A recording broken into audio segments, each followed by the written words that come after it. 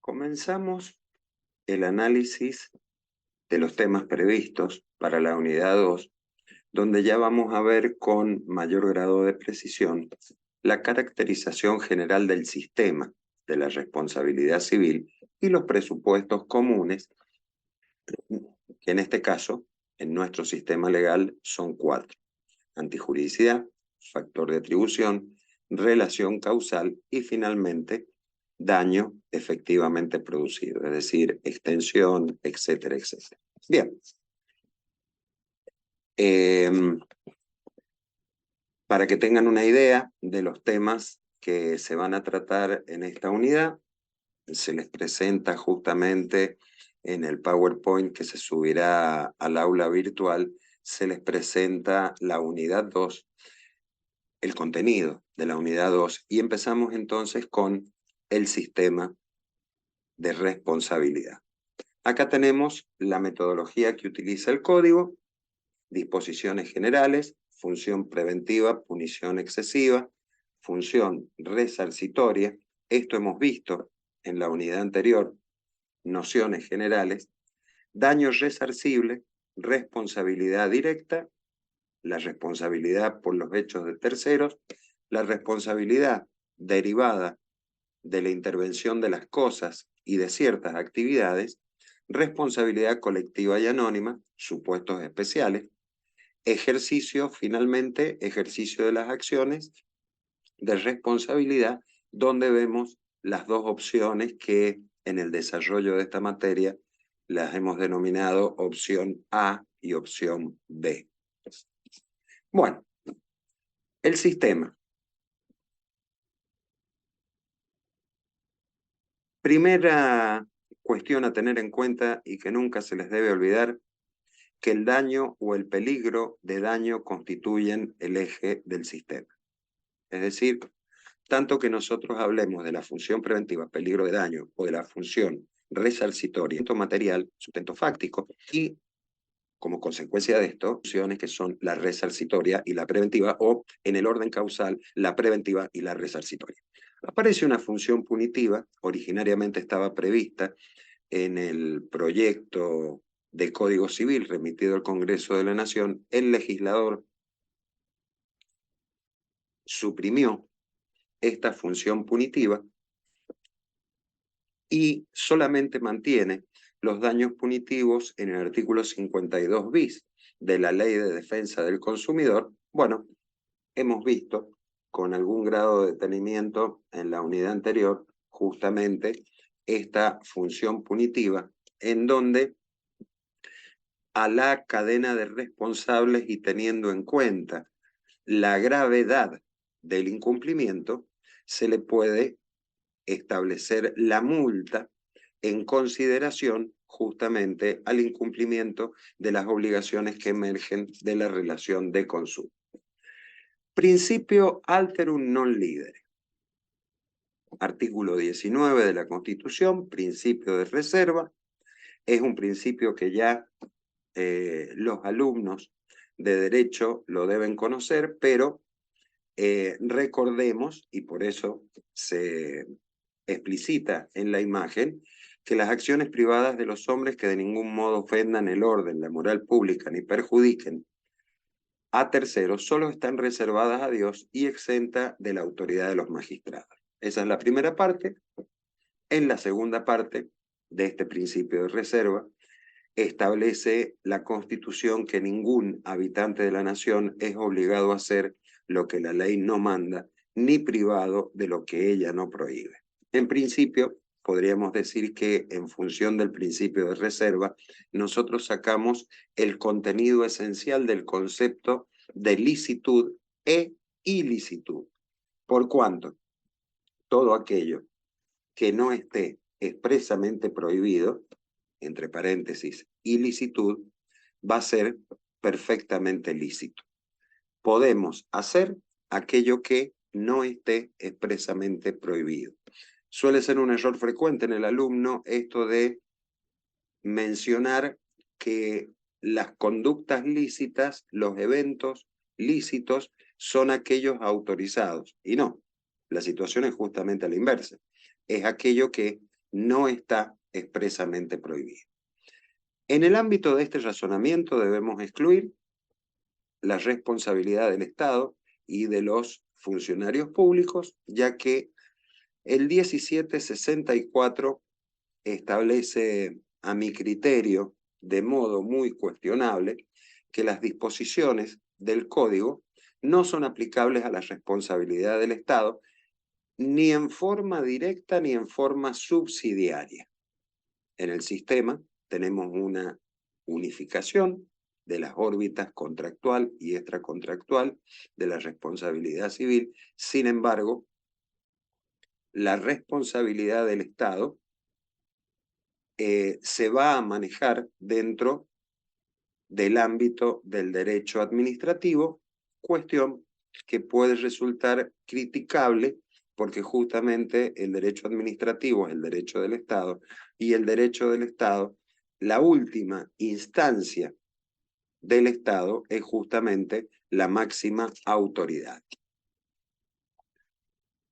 Otro de los aspectos fundamentales, junto al deber de no dañar, es el principio de la reparación del daño, en el sentido de que la reparación del daño debe ser plena, y cuando nosotros analizamos cómo se presentan en la imagen los artículos 1727 y 1728 del Código Civil, tenemos que determinar en esa reparación plena justamente cuál es la extensión de aquellos daños por los cuales debe responder el autor del evento.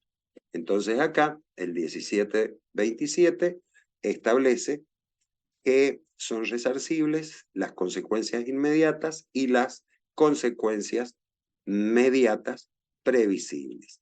Es decir, aquellas que en alguna medida están guardando un nexo de conexión con el acontecimiento. Las consecuencias mediatas que no pueden ser previstas, en este código se denominan consecuencias casuales. Muchas veces el alumno acá confunde la expresión y dice causal.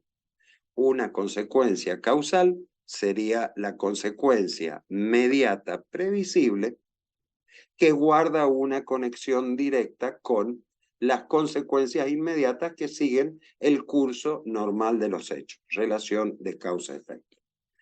El artículo 1728, por su parte, determina ámbito u órbita contractual de las responsabilidades que se responden por las consecuencias que las partes previeron o pudieron haber previsto justamente al momento de la celebración del contrato.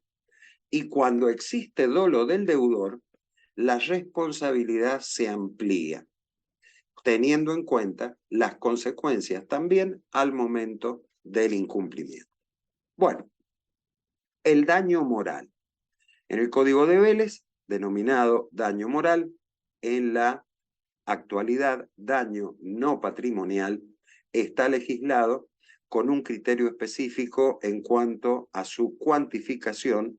El 1741 del Código Civil establece justamente la indemnización por las consecuencias no patrimoniales, estableciendo que son justamente legitimados para reclamar las consecuencias no patrimoniales el damnificado. Ahora, si se produce la muerte o sufre una gran discapacidad, el damnificado tiene legitimación, que es el que tiene legitimación a título personal, también pueden ejercer entonces la acción los ascendientes, los descendientes, el cónyuge y aquellos que reciban ostensible trato familiar. Las acciones solo se transmiten a los sucesores universales del legitimado si es interpuesta o si ha sido interpuesta por este, es decir, por la víctima o el damnificado. Y la indemnización debe establecerse ponderando las satisfacciones sustitutivas y compensatorias que puedan procurar las sumas reconocidas. Acá debemos tener en cuenta que cuando nosotros, y un poco como aclaración conceptual, hablamos de daño no patrimonial, nos estamos refiriendo a aquel sufrimiento espiritual que tiene o que padece la víctima como consecuencia del evento dañoso. Bien, el daño patrimonial, entonces, como noción general, podríamos decir que involucra un mensuramiento, una extensión, una serie de rubros que la legislación los cualifica en tres tipos: daño emergente, lucro cesante y pérdida de chance. Daño emergente es el daño material que nace, emerge del evento dañoso. Lucro cesante es aquel daño patrimonial que la víctima sufre como consecuencia del daño material o el daño emergente, es decir, no puede trabajar porque está internado, y la pérdida de chance es la recomposición de aquellas circunstancias en las que razonablemente se hubiera encontrado la víctima en relación a sus actividades productivas, por ejemplo, de no haberse producido el evento dañoso. Bueno, el 1717 es el que determina la tipificación de la antijuridicidad y justamente habla de la conducta por acción u omisión que cause un daño a otro. Es antijurídica si no está justificada. Es decir, acá nosotros tenemos también que distinguir lo que se denominan obligaciones de medio y obligaciones de resultado. Se ha receptado en materia obligacional, por eso, si bien es un error mío no haber colocado la norma, les recuerdo a los alumnos, por favor, lean detenidamente el artículo 774 del Código Civil, que es el que habla justamente de las obligaciones de hacer y de las obligaciones de no hacer. En el 774, cuando se describe la obligación de hacer, se establecen dos tipos de obligaciones de hacer: aquella en las que se compromete idoneidad y aquella en las que el deudor compromete un resultado con independencia de su eficacia. También se determina, saliendo ya del análisis, ¿no es cierto?, de la obligación de medio y resultado, la concurrencia, procedencia de las obligaciones concurrentes o solidarias, dependiendo de la situación, o sea, cuando se daría cuando estamos en presencia de pluralidad de responsables.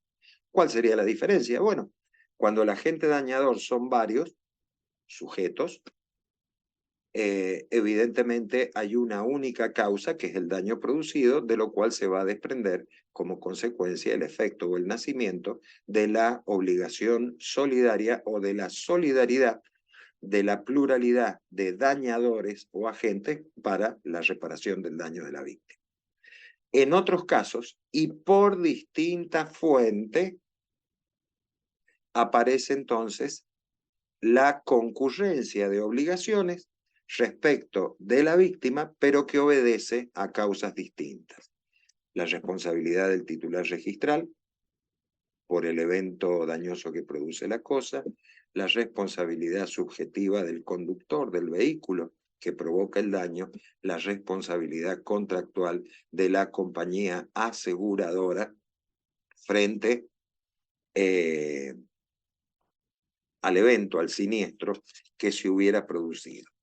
Bien, siguiendo con la caracterización, tenemos los factores de atribución, nuevos factores objetivos de atribución, y en aquellas circunstancias en las que no podamos determinarlos, aparece la denominada función residual de la culpa. Es decir, acá tenemos una profunda distinción o evolución en el derecho de daños respecto del sistema romano clásico, en donde la columna vertebral era justamente la responsabilidad subjetiva. En la actualidad, los factores objetivos son aquellos que prevalecen, y en las situaciones en las que no se pueda, o en las situaciones en las que la ley expresamente lo determine, entonces la responsabilidad será de carácter subjetivo. Bueno, situaciones específicas de responsabilidad objetiva: accidentes de tránsito, derivados de la intervención de las cosas, que se los acabo de mencionar, el hecho de los hijos, por los cuales los padres deben responder, ¿no es cierto?, porque se encuentran bajo su responsabilidad de cuidado, la responsabilidad parental. Las situaciones de cesación de la responsabilidad, ya que la responsabilidad de los padres es objetiva y cesa si el menor está puesto bajo la vigilancia de otra persona transitoria o permanente, transitoria o permanentemente. No se liberan, obviamente, los padres, aunque el hijo menor de edad no conviva con ellos, si esta circunstancia de falta de convivencia se deriva de una causa que le es atribuible a ellos mismos. Es decir, la situación en la que hay maltrato de un padre respecto del hijo y se determina que el cuidado personal le corresponde a la madre frente al evento dañoso que provoque un hijo, tiene responsabilidad atribuible el otro progenitor. Bueno, finalmente, en el caso de las profesiones liberales, estas están sujetas a las obligaciones de hacer. La responsabilidad, como recién les mencionaba, es subjetiva, a excepción de esta parte que recién les hacía recordar, que por favor la lean con mucho detenimiento, en el 774, que es cuando el deudor compromete el resultado con independencia de su eficacia. Relación causal y eximentes. El artículo 1726, estamos haciendo o dando una noción general de la relación causal, dice que son reparables las consecuencias que tienen nexo adecuado de causalidad con el hecho productor del daño, y excepto disposición legal en contrario, se indemnizan las consecuencias inmediatas previsibles. Este principio lo hemos visto recién. A su vez, y como eximente para el responsable objetivo, el 1733 habla de la responsabilidad por caso fortuito o la imposibilidad de cumplimiento, ¿no es cierto? Dice, aunque ocurra el caso fortuito o imposibilidad de cumplimiento, el deudor es responsable en los siguientes casos. Es decir, el artículo 1733 establece una norma de excepción que, leído en sentido positivo y no a contrario sensu como está redactado, significaría que el caso fortuito o la fuerza mayor interrumpe, destruye el nexo causal entre el deudor y el deber de responsabilidad. Sin embargo, este deber de responsabilidad se mantiene, de acuerdo a lo que dice el 1733, en los siguientes casos. Primero, cuando el deudor ha asumido la responsabilidad aún cuando media caso fortuito o imposibilidad de cumplimiento. Si la responsabilidad surge de una disposición legal, en el caso en que esté en mora, es otra de las posibilidades. Recordemos que en realidad el caso fortuito interrumpe el nexo causal, pero partimos de la base de que el deudor está dentro del ámbito del cumplimiento normal del plan prestacional. No puede invocar el caso fortuito como causa de interrupción del nexo causal quien ya se encuentra en mora, es decir, en un incumplimiento injustificado de sus obligaciones. Bueno, y finalmente la situación de quien está obligado a devolver la cosa en virtud de un hecho ilícito. Si yo he hurtado el animal y el animal se me muere, yo no puedo alegar que la falta de cumplimiento de la obligación de restituir surge como consecuencia del evento muerte fortuito, inesperado, del animal obtenido en su momento de modo ilícito. Antijuridicidad. Los presupuestos de la responsabilidad son 4. Acá los tenemos presentes.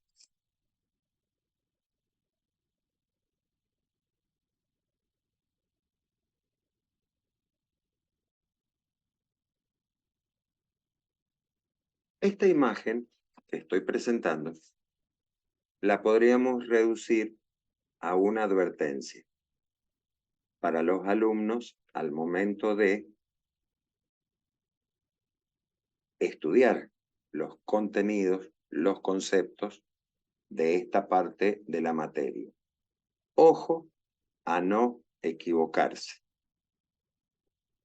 Son dos situaciones distintas, la antijuridicidad y la culpabilidad. Cuando nosotros hablamos del obrar antijurídico, ya lo hemos repetido en varias oportunidades, el artículo 17.17 nos dice que es la conducta que por acción u omisión provoca un daño a otro y que no está justificada. Ese es el obrar antijurídico. De lo dicho o del principio establecido por la norma, surge entonces que la antijuridicidad importa un juicio de valoración normativo que podríamos denominar a priori, donde lo que se busca dilucidar es si la norma jurídica justifica o no justifica el acto dañoso.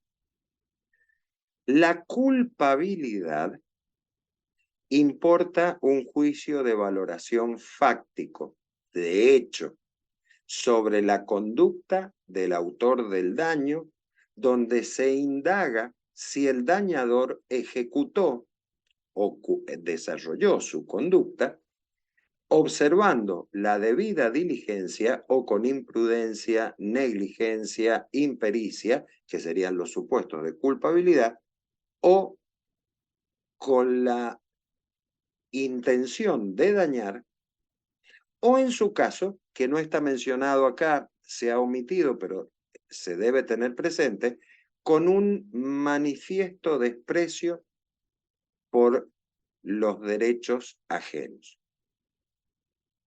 donde tendríamos entonces el dolo, conducta que deliberadamente busca provocar el daño, dolo eventual cuando el agente actúa con un manifiesto desprecio por los intereses ajenos. Muy bien. No todo daño es antijurídico, no todo acto antijurídico es dañoso. ¿Qué queremos decir con esto? Primero,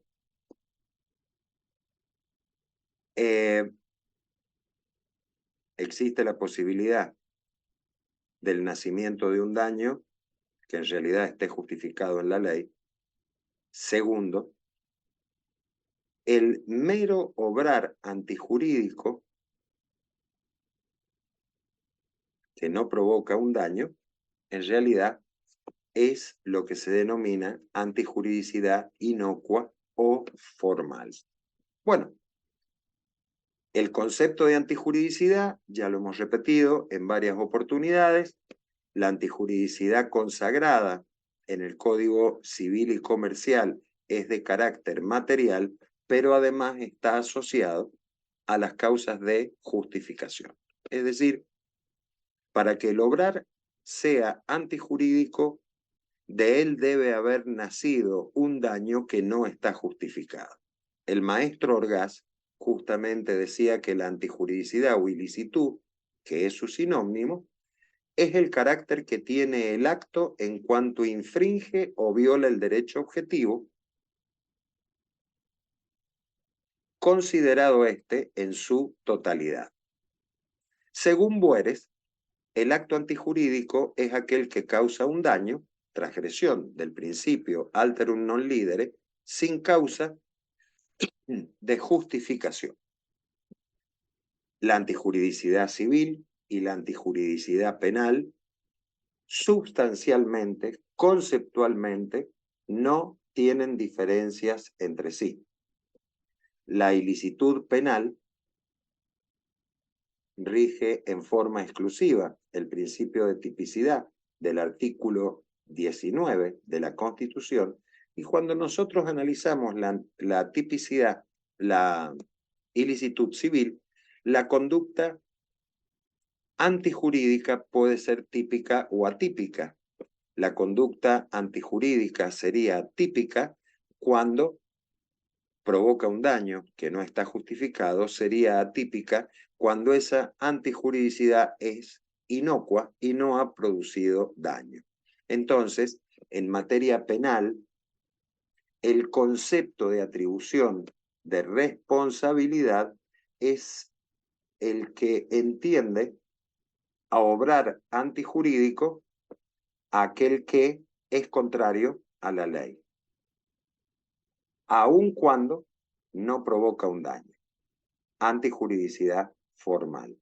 En el ámbito civil, la antijuridicidad se determina de modo genérico y amplio cuando se provoca un daño y el daño no está justificado.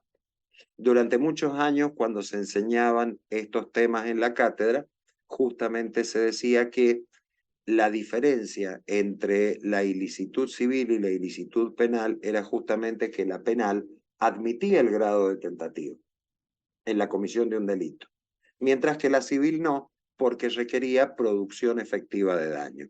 Es lo que en la actualidad nosotros confrontamos como antijuridicidad formal y antijuridicidad material.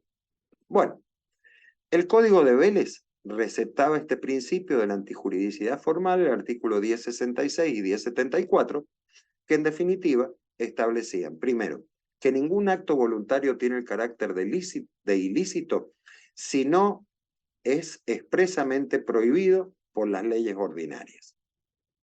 Y además, toda persona que por cualquier omisión ha ocasionado un perjuicio a otro es responsable solamente cuando una disposición de la ley impusiera la obligación de cumplir el hecho omitido. Antijuridicidad formal.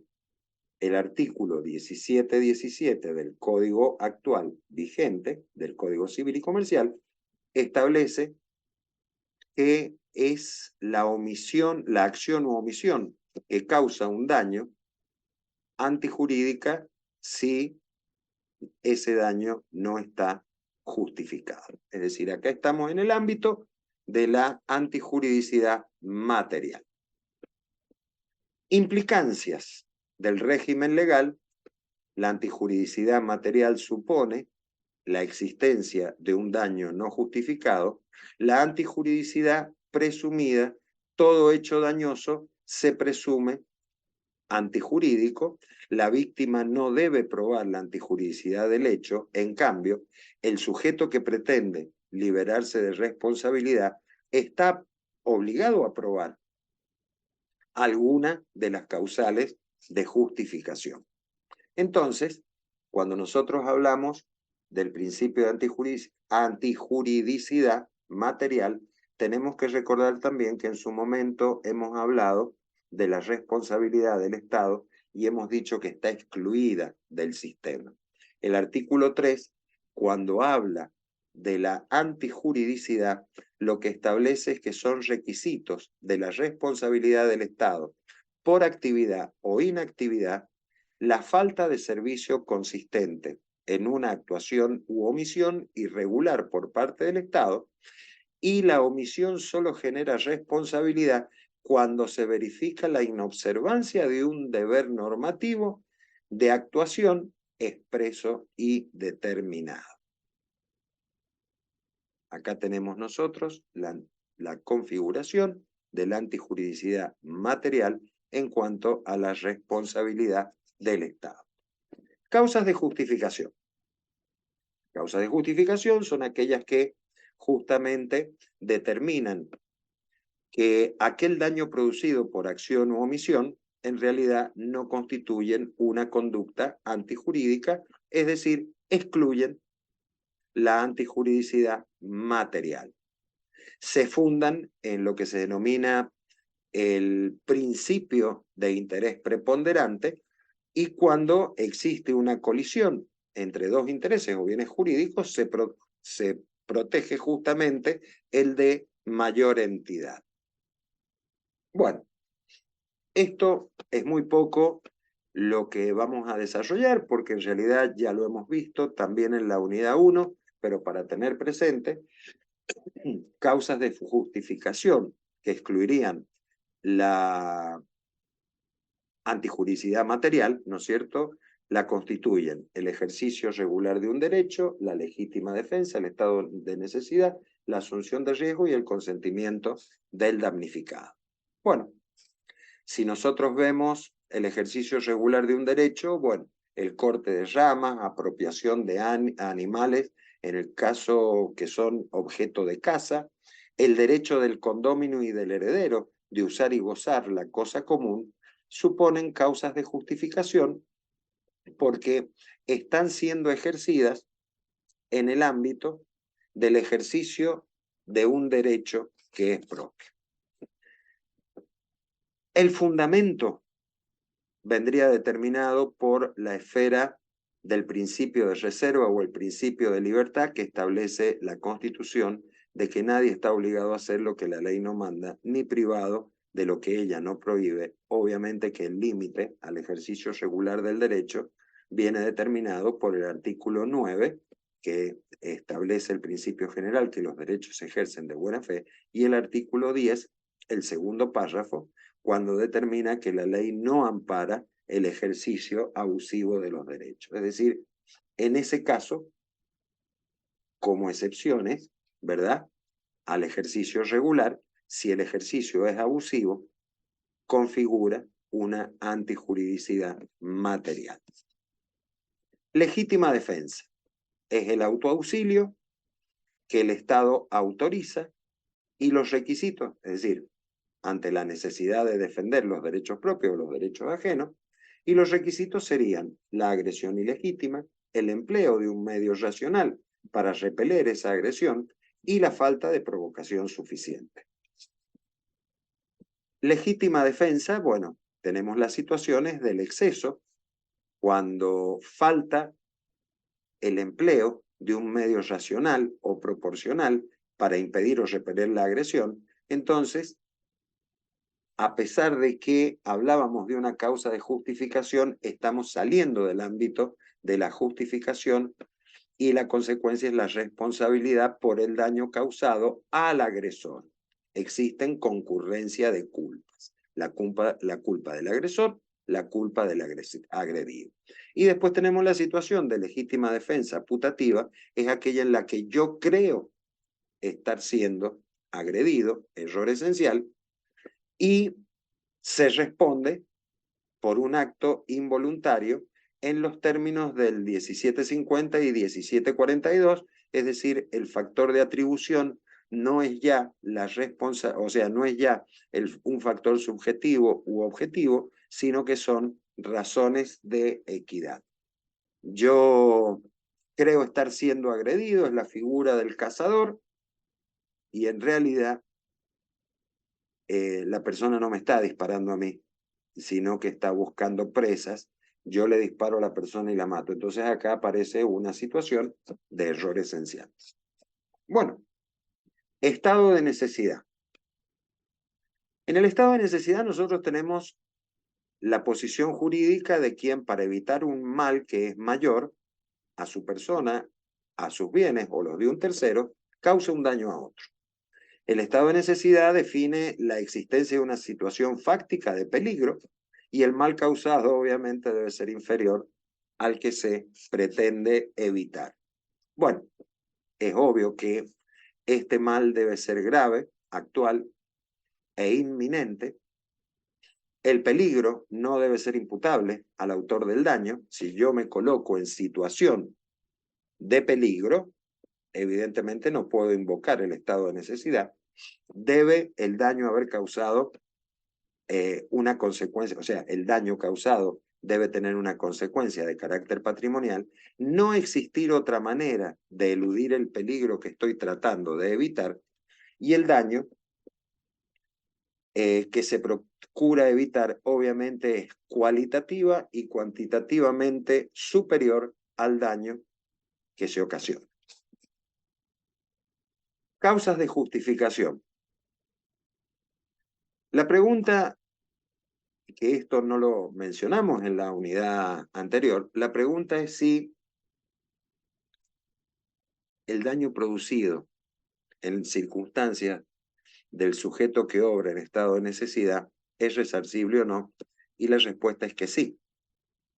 Tiene derecho a ser indemnizado en la medida en que el juez lo considere equitativo. Consentimiento del damnificado. Bueno, el consentimiento del damnificado también sería otra situación de exclusión de la antijuricidad, y el ejemplo sería el porteador que consiente en no reclamarle daño al transportista cuando retrase hasta el doble del plazo previsto para el traslado de las cosas transportadas. Es decir, se está renunciando a un derecho previsto, que es la reclamación por el retraso, y se está posponiendo ese derecho a reclamación, por ejemplo, el doble del plazo previsto para el traslado de las cosas. En ese caso, tenemos una causal de justificación y obviamente no se produciría, no se configuraría el obrar antijurídico. Los requisitos del consentimiento, bueno, no debe estar afectado por vicios.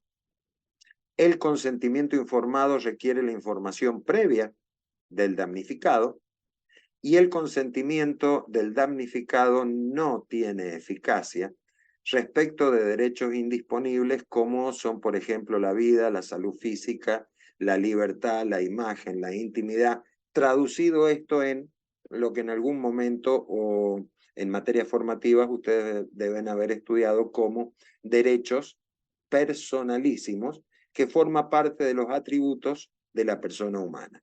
Derecho a la vida, derecho a la integridad física, derecho a la intimidad, derecho a la imagen, derecho al honor, derecho a la libertad e incluso, llegado el caso, el derecho al medio ambiente. Consentimiento del consumidor. La aplicación es muy limitada, ya que el artículo 37 establece que no se tienen por convenidas estas situaciones o estas cláusulas de consentimiento que excluyan la responsabilidad por daños. Sin embargo, sí se tienen por convenidas aquellas que amplían los derechos del consumidor. Bueno, asunción de riesgo. El 1719 establece tiene dos párrafos. En el primero habla de la exposición voluntaria por parte de la víctima a una situación de peligro que no justifica el evento dañoso ni exime de responsabilidad, a menos que de las circunstancias del caso se desprenda, es un hecho del damnificado, en donde ahí sí se interrumpe causalmente el nexo causal de responsabilidad en relación al evento dañoso. Por ejemplo, cuando la víctima con pleno conocimiento acepta someterse a una situación de potencial daño por sí misma. Podemos poner, por ejemplo, esto de asunción de riesgo, cuando hay una persona que voluntariamente se manifiesta su consentimiento para una investigación de carácter médico. La asunción de riesgos no es una situación de hecho dañoso justificado, sino que configura una culpa de la víctima y ese es el eximente de responsabilidad. Hay asunción de riesgo justamente cuando la víctima, con pleno conocimiento, acepta someterse a una situación de potencial daño para sí misma. Por eso les mencionaba recién el caso de la investigación médica. Otra de las causas de justificación está prevista en el segundo párrafo del 17-19, que es la situación de peligro a la que se expone la persona para salvar a una persona o a bienes de esa persona. Entonces, en este caso, existe la posibilidad del derecho a ser indemnizado por quien creó la situación de peligro y quien ha asumido el riesgo sufre algún tipo de daño. Se regulan los actos de abnegación y también el damnificado tiene derecho a la reclamación plena. Bien, con esto terminamos la primera entrega de la unidad 2 del programa de estudios del derecho de daños.